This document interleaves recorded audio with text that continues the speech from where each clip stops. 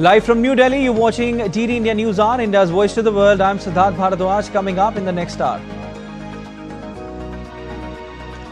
Iran threatens US bases in response to strikes on nuclear sites, warning of irreparable consequences, while Israel continues to strike Iran, saying it's hitting military targets. Iranian ambassador to UN tells an emergency Security Council meeting that Israel and the US have sought to destroy diplomacy. UN chief warns of cycle of retaliation while Russia, China push for a ceasefire.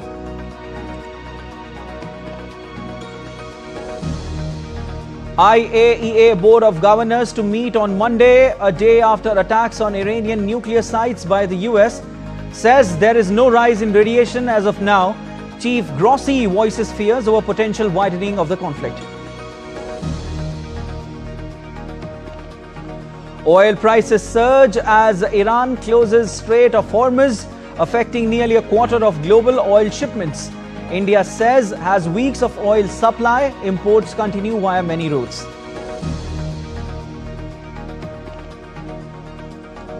Under India's Operation Sindhu, 1,713 Indians evacuated so far from Iran. 162 more are being brought back from Israel. Evacuees praise the Indian government amid chants of Hindustan Zindabad.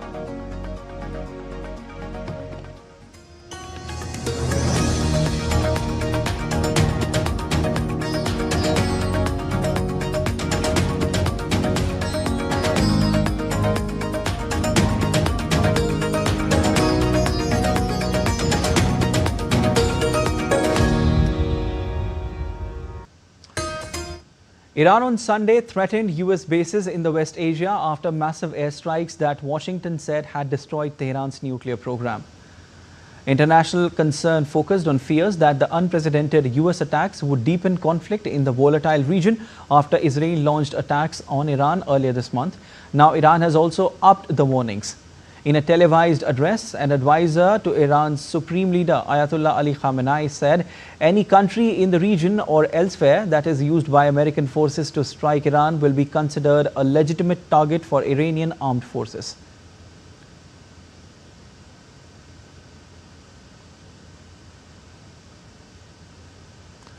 Meanwhile, people gathered Sunday in central Tehran to protest against the attacks. As Iran's leaders struck defiant tones, President Masoud Pezeshkian also vowed that the United States would receive a response to the attacks.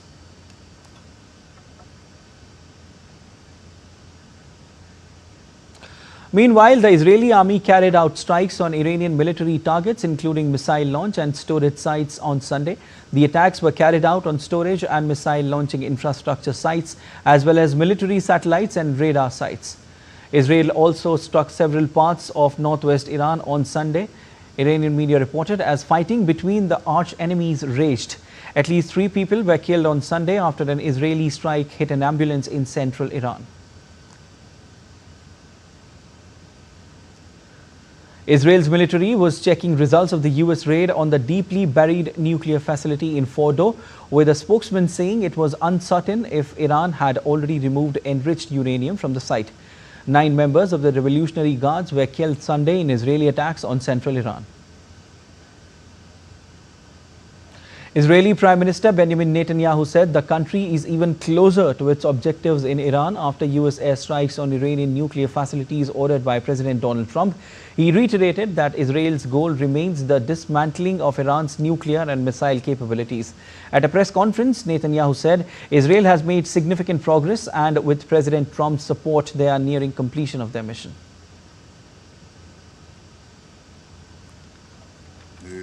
ועכשיו בעזרת הנשיא טראמפ אנחנו התקרבנו עוד יותר להשלמת מטרותינו. כשנשיג את המטרות, אנחנו לא נמשיך בפעילות מעבר למה שנדרש כדי להשיג אותם, אבל אנחנו גם לא נסיים את זה מוקדם מדי. כשהמטרות יושגו, אז המבצע יושלם והלחימה תיפסק. זה ייקח עוד קצת זמן, אבל אין ספק שההישגים הגדולים שלנו באיראן תורמים גם להשגת היעדים בעזה. אני מחויב להשיג את שניהם. Meanwhile, the situation in West Asia has revealed deep divisions among nations. The UN Security Council met in an emergency session on Sunday following the US strikes. Russia, China and Pakistan circulated a draft resolution during the meeting calling for an immediate and unconditional ceasefire in West Asia. During the meeting, Iran's ambassador to the UN, Amir Saeed Iravani, accused the United States of manipulating the Non-Proliferation Treaty into a political weapon used as a pretext for aggression and unlawful action. The timing, nature and the scale of Iran's proportionate response will be decided by its armed forces. Throughout history, the resilient and united Iranian nation has withstood deeper wounded and faced more vicious enemies, and this time too. It will show its dignity, strength and greatness to the world. All US allegations against Iran are unfounded, with no legal basis and politically motivated. Acting US envoy Dorothy Camel-Shea defended the strikes, saying Iran had obstructed negotiations and posed a growing threat. Iran has long obfuscated its nuclear weapons program and stonewalled good faith efforts in recent negotiations. Madam President, the time finally came for the United States, in the defense of its ally and in the defense of our own citizens and interests, to act decisively. The Iranian regime cannot have a nuclear weapon. Let us be clear. Iran should not escalate. Israel's ambassador Danny Danon echoed that warning, accusing Iran of using diplomacy to stall while it developed missiles and enriched uranium. To those who now fake concern and cry escalation, we say, this is what the last line of defense looks like, when every other line has failed. Make no mistake, the cost of inaction would have been catastrophic. A nuclear Iran would have been a death sentence just as much for you as it would have been for us. Russia's ambassador Vasily Nebenzia harshly criticized the US for bypassing international diplomacy. Таким образом, Вашингтон в очередной раз продемонстрировал полное пренебрежение к позиции международного сообщества и подтвердил, что ради интересов своего израильского союзника он готов не только закрывать глаза на убийство десятков тысяч палестинских женщин, детей и стариков, но и поставить на карту безопасность и благополучие всего человечества. Своими действиями Соединенные Штаты открыли, кто не знает, к каким новым последствиям это может привести. Iranian Foreign Minister Abbas Araghchi arrived in Moscow on Sunday for talks after a US attack on key nuclear facilities. Iran official news agency IRNA said that Araghchi will hold consultations with the Russian president and other senior officials regarding regional and international developments following the military aggression by the United States and Israel against Iran. Earlier, talking on the sidelines of Organization of Islamic Cooperation meeting in Istanbul on Sunday, the Iranian foreign minister said the United States and Israel crossed a major red line in attacking Iran's nuclear facilities. An exceptional meeting of the International Atomic Energy Agency will be held on Monday in its headquarters in Vienna in response to the US strikes. The emergency meeting is convened by the IAEA chief Rafael Grossi at the request of Iran following Israeli strikes on the country. Earlier, the UN's nuclear watchdog said it had not yet detected any increase in radiation levels at key nuclear sites in Iran after the US strikes. EU's Foreign Affairs Council meeting will also be held on Monday in Brussels. The Council will exchange views on the current situation in West Asia, including Israel-Iran conflict and Russia-Ukraine conflict. They will also hold discussions on China and European security.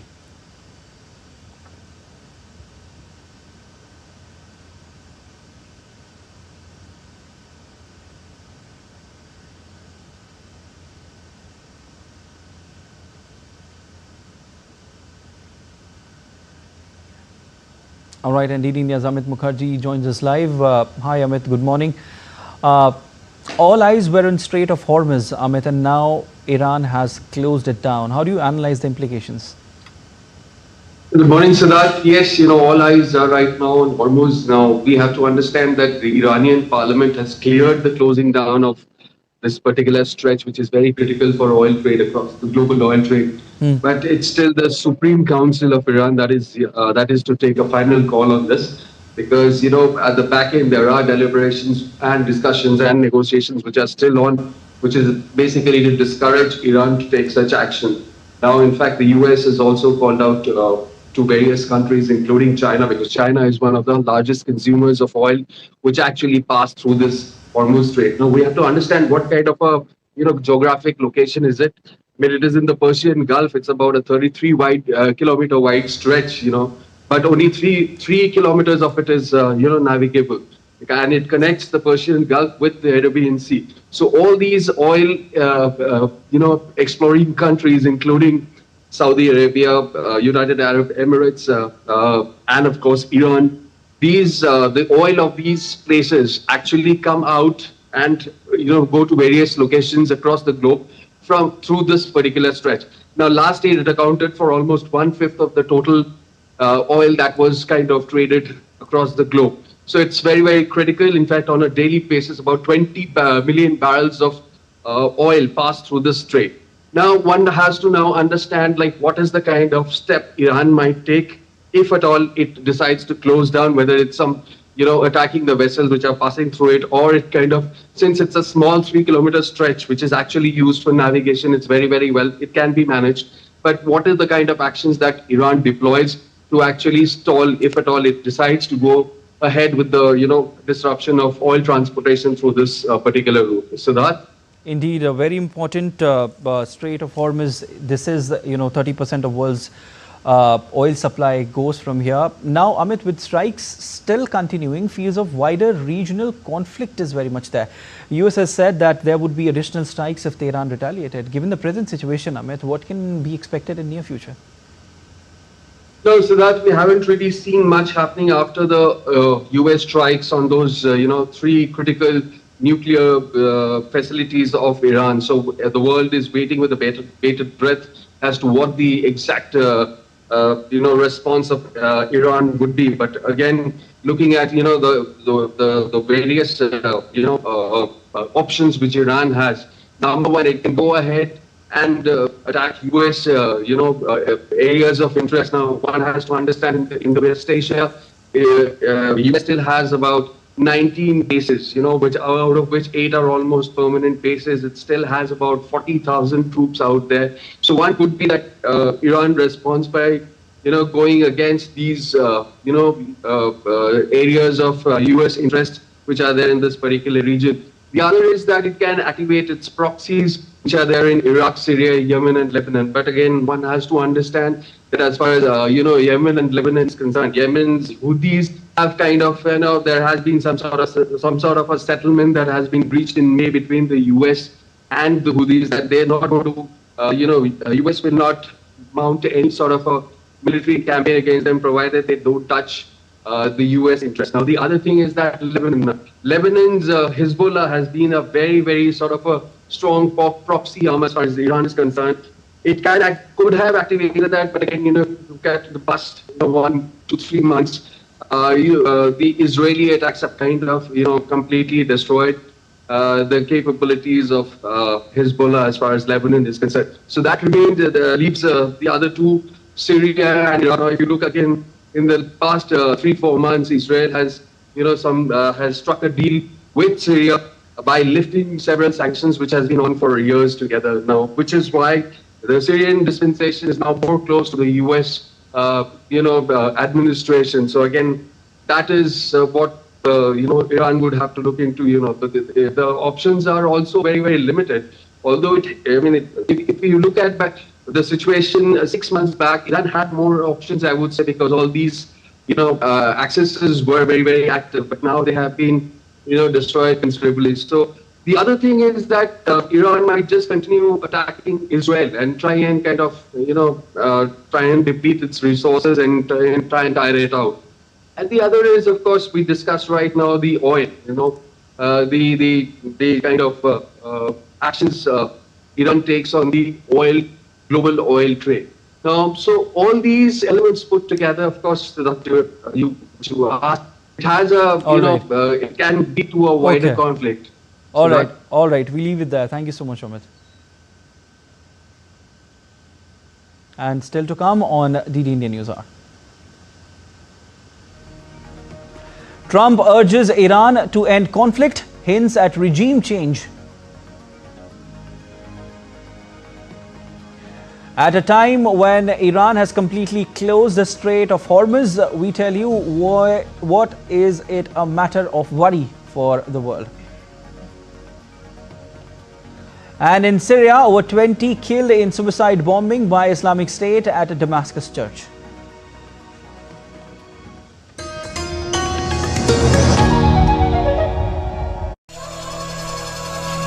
Open your mind to a whole new world. Explore mystic wonders of nature in the forests. तो मुझे देख के आपको लग रहा है कि मुझे इसी वाला देना चाहिए.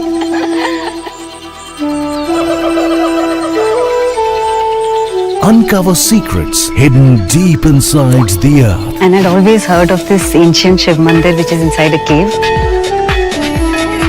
Experience the rich cultural legacy.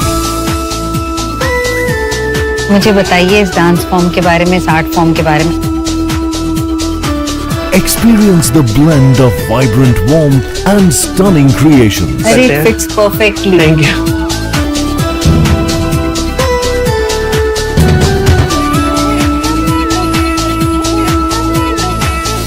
Jharkhand. Let it become a part of you. Postcards from Jharkhand on National Geographic.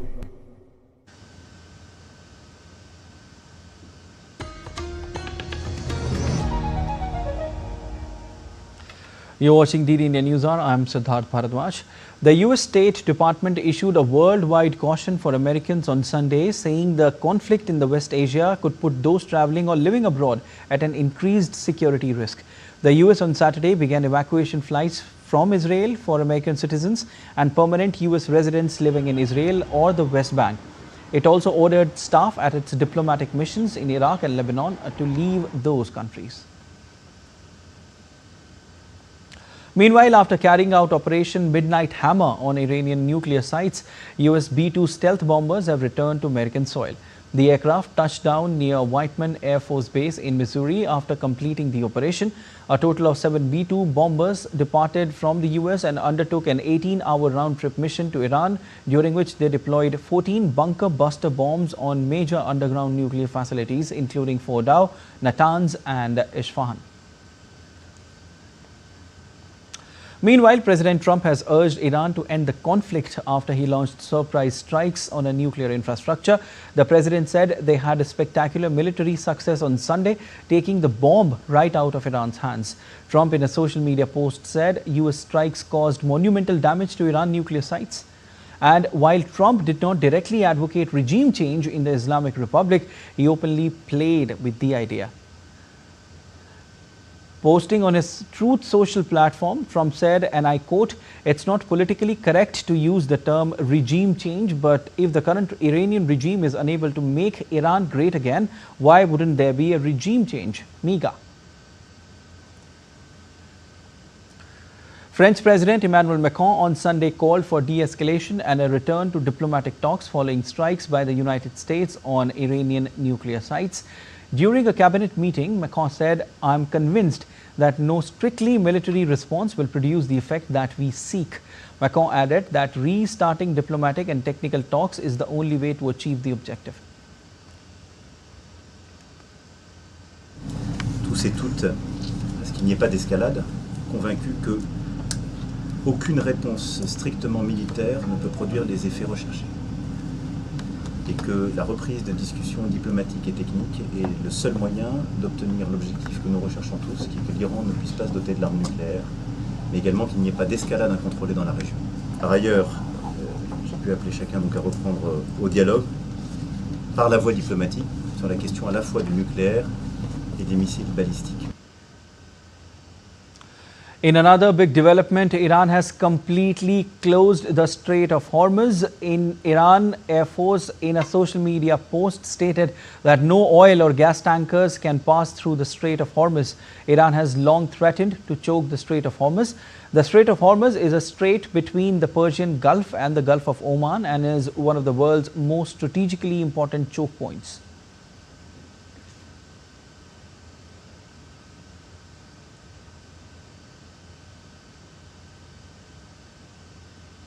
Meanwhile, U.S. Secretary of State Marco Rubio on Sunday cautioned Iran against closing the Strait of Hormuz, calling it economic suicide, and urged China to use its influence to dissuade Tehran amid rising tensions in the region.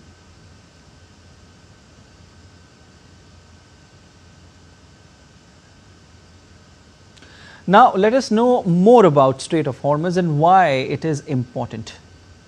The strait lies between Oman and Iran and links the Gulf north of it with the Gulf of Oman to the south and the Arabian Sea beyond. It is 33 kilometers wide at its narrowest point, with the shipping lane just 3 kilometers wide in either direction. About a fifth of the world's total oil consumption passes through the strait. Between early 2022 and last month, somewhere between 17.8 million and 20.8 million barrels of crude flowed through the strait daily. OPEC members, Saudi Arabia, Iran, the United Arab Emirates, Kuwait and Iraq export most of their crude via the strait.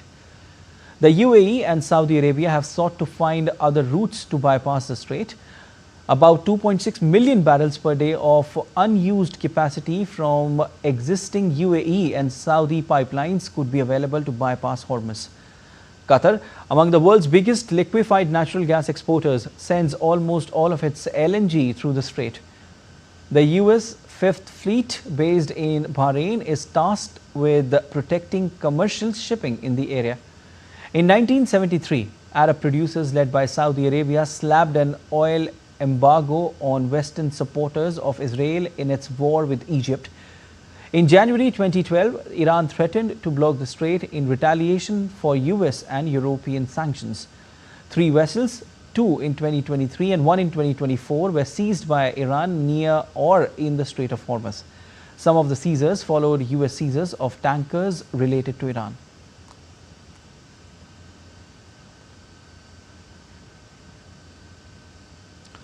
Oil prices have surged more than 4% in early Asian trade on Monday. Brent and the main U.S. crude contract WTI both jumped more than 4% to hit their highest price since January. Brent crude was trading 2.4% higher at $78.83 per barrel, while WTI rose 2.5% to $75.66 per barrel. Tokyo-based energy analysts say the price surge reflects growing uncertainty in global markets. With 2 major powers now actively targeting Iran, the risk premium on oil is back in focus. Meanwhile, India, the world's 3rd largest oil importer and 4th biggest gas buyer, has weeks of energy supplies and continues to receive supplies from several routes amid escalating tensions in the globe's biggest energy supply regions. Union Minister for Petroleum and Natural Gas Hardeep Singh Puri said that India is closely monitoring the evolving geopolitical situation and has no reason to worry, as under the leadership of PM Modi, the government has already diversified supplies in the past few years. We had diversified the sources of supply, and out of the 5.5 million barrels of crude oil that India consumes daily, about 1.5 and 2 million only come through the Straits of Hormuz. We import roughly 4 million barrels through other routes, and our companies, the oil marketing companies, have enough stocks. Most of them have stocks up to 3 weeks. One of them has in fact 25 days stocks. And we are also confident that we can increase the supply of crude through other routes should the situation so warrant. We are in touch with all possible actors in this, the supply routes, etc. And I believe that there is no cause for any alarm on this score. India continues to evacuate its nationals from Iran and Israel under Operation Sindhu. 285 Indians have returned from Mashhad late Sunday night, with the total evacuees from Iran now at 1,713. 162 more are being brought back from Israel. Minister Pavitra Margarita welcomed the returnees, who hailed the government's efforts, chanting Hindustan Zindabad. DD India's Tapas Bhattacharya with more. Operation Sindhu continues to bring Indians home from conflict zones. 285 Indian nationals arrived safely in New Delhi from Mashhad on Mahan Air Flight W571, taking the total number of evacuees from Iran to 1,713. Minister of State for External Affairs Pavitra Margarita was present at the airport to receive the returnees. Overwhelmed with emotion, the returnees chanted Hindustan Zindabad and lauded the Indian government's swift and decisive efforts. With the help of the Indian Embassy, we are successfully, we've managed to come here. Thank you to the Indian government. Thank you to all of the officials in Iran who helped us out through the entire journey. It was tremendous job was done by the Embassy of India in Tehran, especially not only the ambassador, including the whole staff. 24 hours they were at the back of us, they were helping us in all respect of life. The situation was very tense, but with the support of the embassy, we are very confident and we have come back safely. Thank you for the Indian government, especially the Ministry of Foreign Affairs. We are very happy. There is the airspace is closed, Iran and Iraq, but only flights for Indians is flying from Mashhad to New Delhi. It's all because of Modi's diplomacy, and we really thank our Honorable Prime Minister and all the staff of the embassy in Iran for all their efforts, and we sincerely thank. Jai Bharat, Jai Hind. Meanwhile, 162 Indians are also being brought back from Israel as tensions in the region rise amid the Iran-Israel conflict. We are in constant contact with all our Indian nationals residing there in Iran and Israel also. So I'm very glad to say that from Israel also 162 Indian nationals have already crossed border to Amman of Jordan, and within a day or two those Indian nationals will also be brought safely to India. Once again, India's diplomacy proves no matter where, no Indian will be left behind. Tapas Bhattacharya's report for DD India. In some other international updates, at least 22 people killed in a suicide attack on a church in Damascus, Syria. It was the first suicide bombing in Damascus since Bashar al-Assad was toppled by an Islamist-led rebel insurgency in December. Syria's Interior Ministry said the suicide bomber was a member of Islamic State who entered the church, opened fire and then detonated his explosive vest. Whereas a security official claims that 2 men were involved in the attack, including the one who blew himself up. Islamic State had previously targeted religious minorities, including a major attack on Shiite pilgrims in Sayyida Zainab in 2016, one of the most notorious bombings during Assad's rule. Spain agreed with the NATO military alliance to be excluded from spending 5% of its gross domestic product on defense, Prime Minister Pedro confirmed on Sunday. The Spanish Prime Minister stated that spending 5% would be disproportionate and unnecessary. Spain could meet all its commitments to NATO in terms of staff or equipment by spending only 2.1% of its GDP, he added.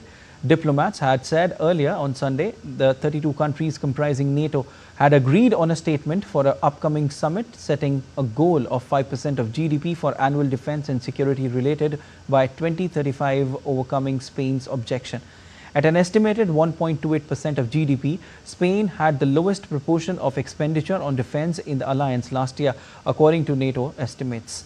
However, in April, Spanish Prime Minister committed to stepping up efforts to reach NATO's current target of 2% within this year.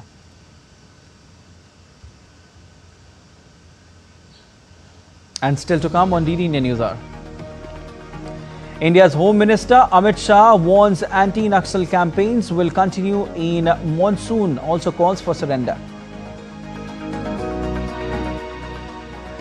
Indian delegation in Ireland to attend 40th anniversary memorial of Kanishk bombing. The India Meteorological Department predicts heavy rainfall across several states.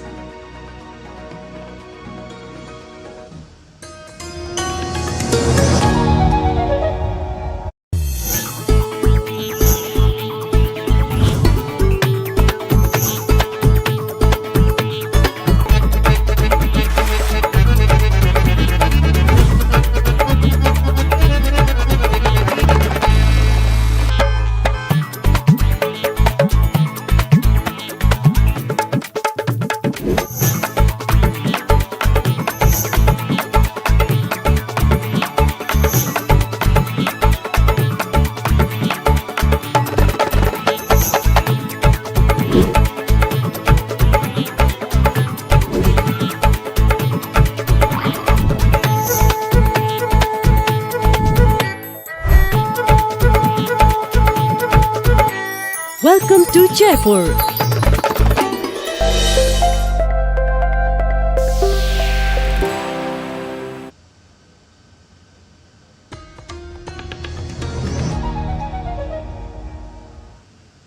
You're watching DD India News Hour. I'm Siddharth Bharadwaj and a quick recap of headlines. Iran threatens US bases in response to strikes on nuclear sites, warning of irreparable consequences. While Israel continues to strike, Iran saying it's hitting military targets. Iranian ambassador to UN tells an emergency Security Council meeting that Israel and the US have sought to destroy diplomacy. UN chief warns of cycle of retaliation while Russia, China push for a ceasefire. IAEA Board of Governors to meet on Monday, a day after attacks on Iranian nuclear sites by the US, says there is no rise in radiation as of now. Chief Grossi voices fears of a potential widening of the conflict. Oil prices surge as Iran closes Strait of Hormuz, affecting nearly a quarter of global oil shipments. India says has weeks of oil supply, imports continue via many routes. Under India's Operation Sindhu, 1,713 Indians evacuated so far from Iran. 162 more are being brought back from Israel. Evacuees praise Indian government amid chants of Hindustan Zindabad.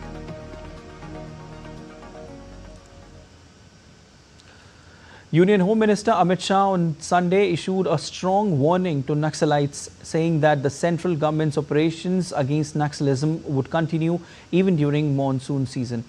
Amit Shah said every time during the rainy season, Naxalites used to take rest as swollen rivers hamper anti-Naxal operations inside dense forest.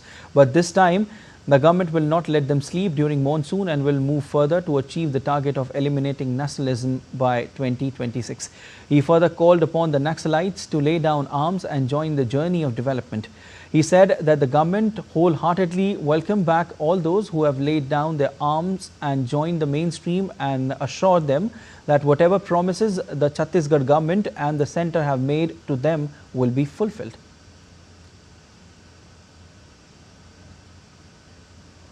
Chhattisgarh की criminal justice system के लिए एक बहुत महत्वपूर्ण दिवस है, क्योंकि आज एक प्रकार से 3 नई शुरुआत छत्तीसगढ़ की क्रिमिनल जस्टिस सिस्टम को आधुनिक बनाने के लिए हो रही है.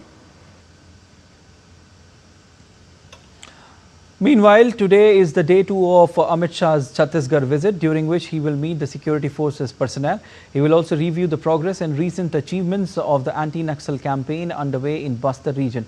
According to sources, Amit Shah will also hold strategic discussions with top officials of security agencies regarding Naxal eradication, so that the target of making Bastar completely Naxal-free by 2026 can be achieved ahead of time.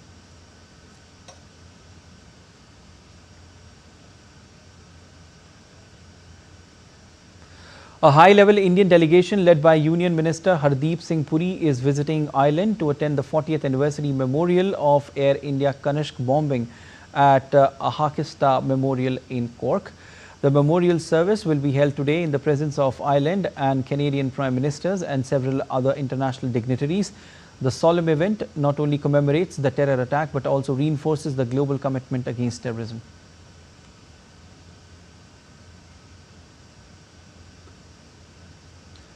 The dastardly mid-air bombing of Air India Kanishk Flight 182 in 1985, which claimed 329 innocent lives off the Irish coast, remains one of the most inhuman acts of terror in aviation history. Weather news now. The India Meteorological Department has forecast heavy to very heavy rainfall at isolated places over East Rajasthan and West Madhya Pradesh, Himachal Pradesh, Uttarakhand, Gujarat, Madhya Maharashtra, Nagaland, Manipur, Assam and Bihar today. It also predicted heavy rainfall at isolated places over Haryana, Chandigarh, Delhi, Punjab and Uttar Pradesh, Jammu and Kashmir, Ladakh, Jharkhand, Kerala and Mahe. The Indian Weather Agency said northwest India can experience light and moderate rainfall accompanied by thunderstorms and gusty winds likely over till 26th of June. Southwest monsoon has further advanced over most parts of Himachal Pradesh, Jammu and Kashmir, some parts of Punjab and the entire Ladakh.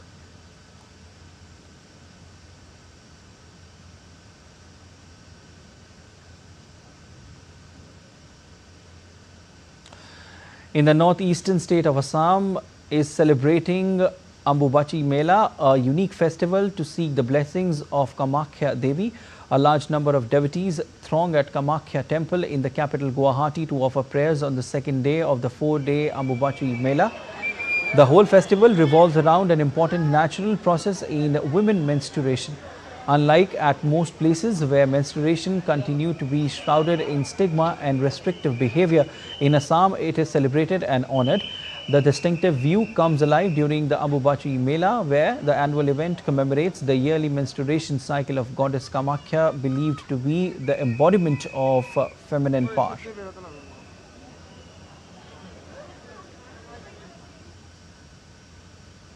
The Indian Navy's latest stealth multi-role frigate, Tamal, is set to be commissioned on July 1st this year at Kaliningrad, Russia.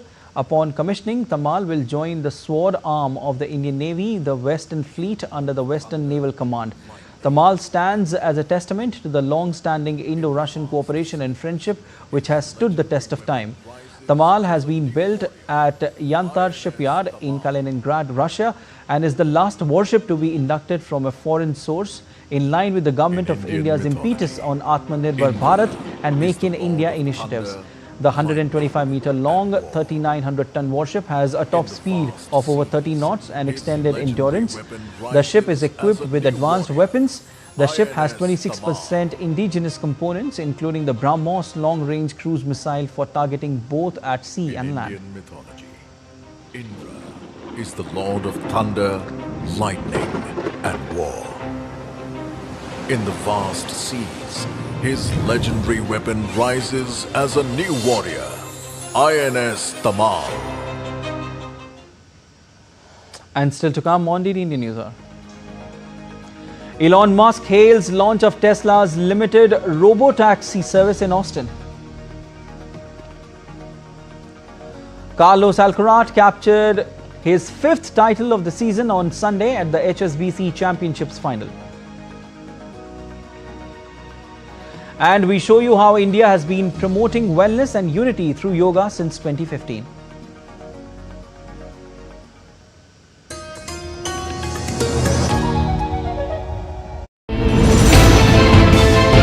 Geopolitics and trade deals. Economic challenges amid development. Hard work and the path to prosperity. It's the economy always.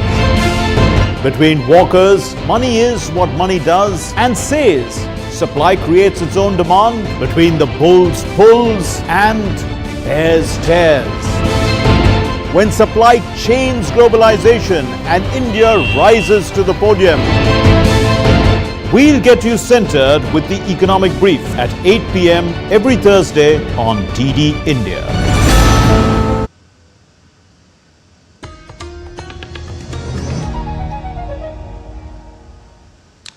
You're watching DD India News Hour. I am Siddharth Bharadwaj. After nearly a decade of anticipation, Tesla has launched a limited self-driving taxi service in Austin, Texas. The autonomous taxis, branded as Robo-Taxi, were officially announced by Tesla CEO Elon Musk. Social media influencers shared their first ride experiences online, with many posting videos and photos. Taking to X, Musk described the launch as the culmination of a decade of hard work. Recently, Tesla invited a select group of influencers to participate in a closely monitored robo-taxi trial with a geo-fenced area of Austin, Texas. According to Musk, rides can be availed for a flat fee of $4.2. You're watching DD India News Hour. Time now for sport, and Carlos Alcaraz captured his 5th title of the season on Sunday, defeating G. Lecheca in the summit clash of the HSBC Championships final. The 22-year-old Spaniard dug deep for a 7-5, 6-7, 6-2 triumph to claim his 21st tour level trophy and second at Queen's Club after winning on debut in 2023. Lecheca, competing in his first grass final, held his ground throughout the opening 2 sets, but Alcaraz delivered an inspiring deciding set display to prevail.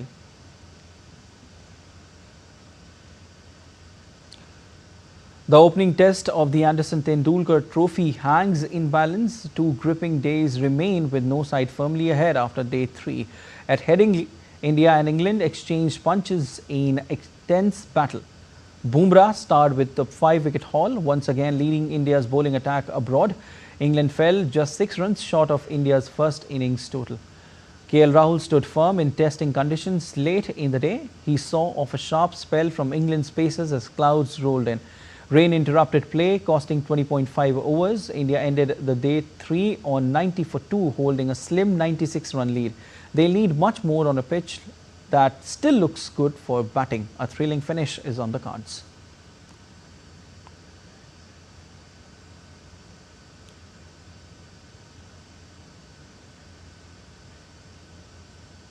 All right, and DD India's Narayan Singh joins us live. Hi Narayan, a very good morning to you.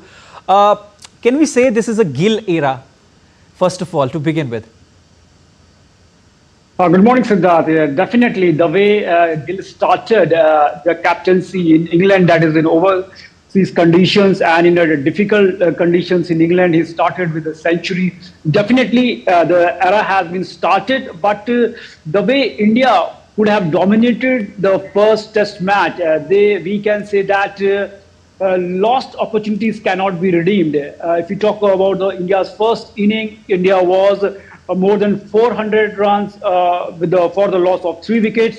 And after that, they could have scored more than 600 plus run in their first innings. But after that, they had the opportunity, but they lost 7 wickets for the loss of 41 runs. That was we can say that they lost an opportunity there. There were 3 centurions in India's team in the first innings. And after that, we saw England team. Oli Pope was the only who scored the century. Despite of that, India just managed a lead of 6 runs. So there they would have scored better. They could have knocked out England from this test match by scoring 600 plus runs. But now the test match is evenly poised because England also bounced back. Their lower order batters scored and with notable contribution, and they helped their team to reach a target, to reach a score where their margin was just separated by 6 runs. So it was an opportunity still. We know that they have the chance, they have the quality bowler like Bumrah. So we are hoping that today it's a decisive day, and it depends on how the Indian batsman in the second innings plays. It will all depend on that. Definitely, Narayan. It's 90 for 2 now. What can we expect further? You know, they have to play like they played in the first innings. We have to see more centurions in the second innings as well. And apart from the fact that when it comes to bowling, Narayan, we need to deliver this time around, you know, to beat English side in their own backyard. Definitely, Siddharth, that you mentioned.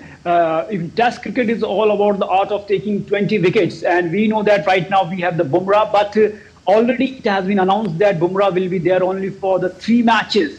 So England also knew this fact that Bumrah will be there only for 3 matches, and till the time being Bumrah is there, they have to.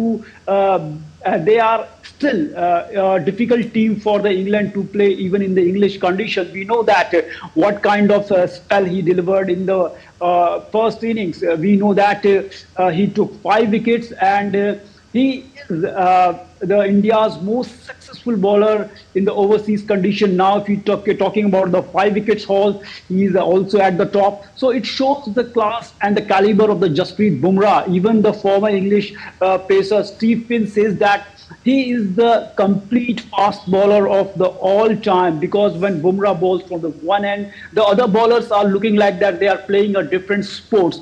So earlier India has announced that he will be there for the 3 test matches. I think it should not have been announced earlier. They should have gone match by match and should have taken a look at the fitness of the Bumrah. Then only if he wants to skip the few matches, then it would have been better strategy for the Indian team. But right now, the kind of performance Bumrah is delivering, it is out of the world. I think he's one of the fast bowlers who have ever walked on the cricket pitch to bowl, and his presence will be the key to the India's success in this test series. Definitely, Naran. And at this point where this test match stands as of now, it's very, very interesting. 90 for 2 India. We need to see more and more centurions, more and more runs, more and more ball going out of the park. And when it comes to bowling, as you've mentioned, Narayan, Jasprit Bumrah is a very important player for Team India. But apart from that, other players will also have to perform. And let's see in whose favor this test match goes. Thank you so much, Willie, as of now, Narayan. The world of sports is celebrating World Olympic Day today. June 23 marks the birth of modern Olympic Games, which is celebrated to promote the Olympic values of excellence, friendship and respect. Olympic Day also recognizes the importance of physical education and highlights how sports can bridge divides and foster international unity. The International Olympic Day is celebrated every year on 23rd of June to commemorate the founding of the International Olympic Committee in Paris in 1894. The idea of Olympic Day was introduced in 1948 by the International Olympic Committee to commemorate the founding of the modern Olympic movement, which began on June 23, 1894 in Paris. On this day, French educator Pierre de Coubertin established the IOC, laying the foundation for the revival of the ancient Olympic Games. On this day, people of all ages and abilities are encouraged to participate in physical activities and embrace the Olympic ideals of excellence, friendship and respect. Each year, the IOC or National Olympic Committees promote a theme to focus the celebrations. In 2025, the theme is Let's Move, which shines a light on the benefits of playing sport and working out together, celebrating the motivation, community and joy that movement with others brings. As part of the celebration, India also organized the Olympic Day Run under IOC's Let's Move campaign, promoting fitness and inclusivity. The event saw enthusiastic participation citywide in the presence of the Sports Minister Dr. Mansukh Mandavia, President of the Indian Olympic Association PT Usha and Delhi Chief Minister Rekha Gupta. Today we celebrate the Olympic movement everywhere in our country, not only to celebrate the modern Olympic movement, but for the excellence, unity and perseverance. आज दिल्ली में जो Olympic day celebration हुआ और Olympic run हुआ, मैं बहुत ही खुश हूं कि दिल्ली के हजारों लोगों ने इसमें पार्टिसिपेट किया और आदरणीय मोदी जी के नेतृत्व में लगातार देश बेहतर खिलाड़ी, बेहतर इंफ्रास्ट्रक्चर और बेहतर फैसिलिटीज की ओर बढ़ रहा है और पूरी तरीके से दिल्ली देश ओलंपिक 2036 की मेजबानी के लिए तैयार है. The history of the Olympics spans over 2800 years, beginning with the ancient games of Greece and evolving into today's global festivals of sport. Throughout this timeline, the Olympic Games have consistently promoted peace and cooperation. For example, at each Games, athletes from over 200 nations gather under one flag of 5 rings in the Olympic Village. Over time, the Olympics have also expanded in scope. The modern Olympic movement now includes the Winter Games, the Paralympic Games, the Youth Olympic Games and various regional competitions. However, All of these share the same roots in Olympic history, the idea that sport can transcend national and cultural differences. World Olympic Day reminds us that sport is not just about winning.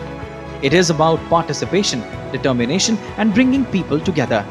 It observes the timeless message of the Olympics, a celebration of human potential and harmony through athletic excellence. Sports Desk, DD India.